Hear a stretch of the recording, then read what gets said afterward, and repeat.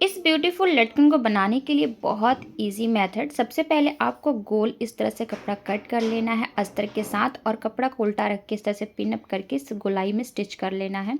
अब क्या करना है, साइड से एक्स्ट्रा कपड़ा कट करिए, छोटे छोटे कट्स पॉइंट लगाइए, अस्तर वाले पार्ट में हल्का सा कट पॉइंट लगाते हुए मेन कपड़ा को उसके बाहर इस तरह से निकालते हुए सीधा कर लेंगे। अब यहाँ पर हम लेस से डेकोरेट करेंगे। आप चाहे तो 2 राउंड में लेस लगा सकते हैं। 1 राउंड में लेस लगाने के बाद अब इसे कैसे हम डोरी में अटैच करेंगे, तो 3-3 मैंने एक डोरी में अटैच किया है। इस तरह से फोल्ड करेंगे, फिर इस तरह से कोन बनाकर इसका सेंटर पॉइंट कट कर देंगे हल्का सा। सभी को इस तरह से कट करने के बाद एक डोरी में हम 3 इस तरह से डालते हुए अटैच करेंगे। सबसे पहले 3 इस तरह से एक में डालेंगे, दूसरे में 3 डालेंगे।